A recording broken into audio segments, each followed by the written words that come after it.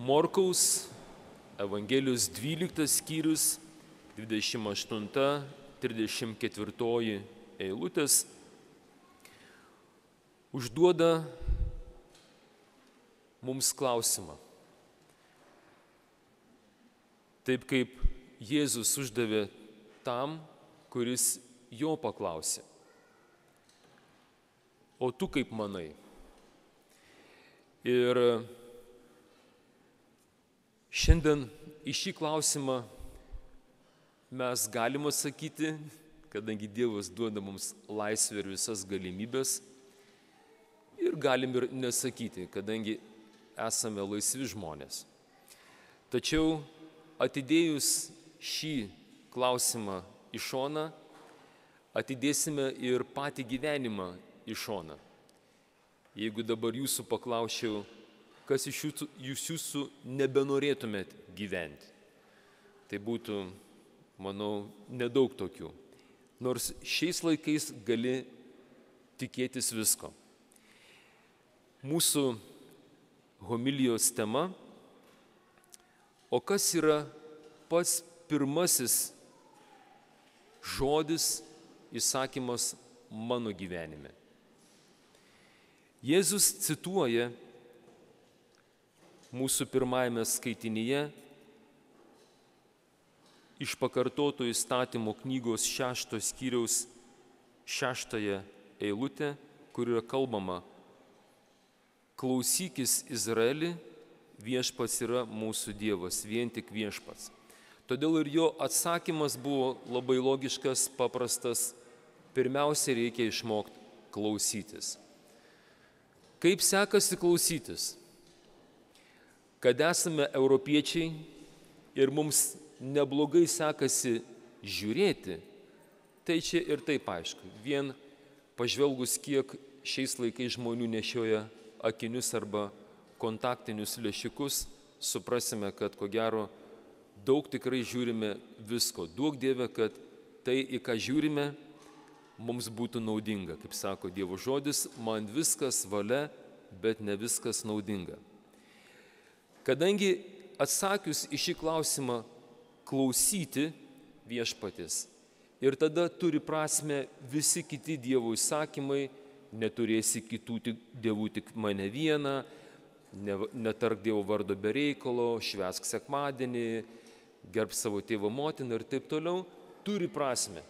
Jūs, kurie esate tėveliai, puikiai suprantate, ką reiškia, kai tavo vaikas klauso, o kai tik nuduoda, kad klauso. Pakartoto įstatymo knygoje Mozė, kuris Senajame testamente yra kaip Jėzaus simbolis, jisai duoda dabar mums suaugusim tokį labai gerą pasiūlymą. Jeigu tu į savo gyvenimo pagrindinių dalykų sąrašą įsivesi šį būtent Jėzaus ištartą žodį klausyk Izraeli. Jisai sako, jeigu tu klausysi, tada natūralu, kad imsi su pagarba bijoti viešpaties savo Dievo ir natūraliai tu būsi įgalus laikytis Dievo tvarkos, Dievo eismo taisyklių, galim taip išsiversti.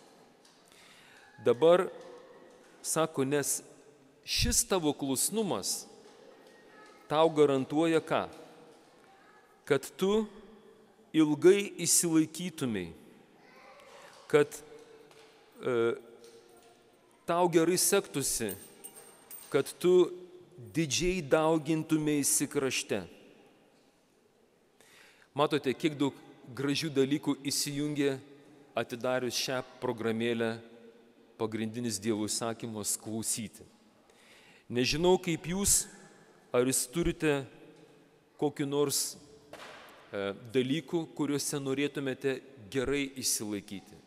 Neseniai buvo čia mūsų tauta rinko naujus mūsų tautos vadovus, matome, kaip ten žmonės patekę nori išsilaikyti. Tai jiems yra patarimas, klausykit Dievo ir viskas bus gerai. Laimėsit visas kadencijas ateityje. Toliau, kai yra kalbama viešpaties Jėzaus, jis sako, mylėk viešpatį Dievą visomis jėgomis, širdimi, siela, visų protu. Ir po to jisai mini antrą tokį kaip akcentą, mylėk savo artimą. Jėzus nekalba apie dvi meilės. Jėzus kalba apie vieną vienintelę meilę Dievui ir toji meilė Dievui apima ir meilę artimui, ne atvirkščiai. Ir pabaigai, kaip mano vienas dėstytojas universitete sakė, brangus studentai, mokiniai, mūsų universitete taisyklė numeris 1. Pagrindinį dalyką laikyti pagrindiniu dalyku. Amen.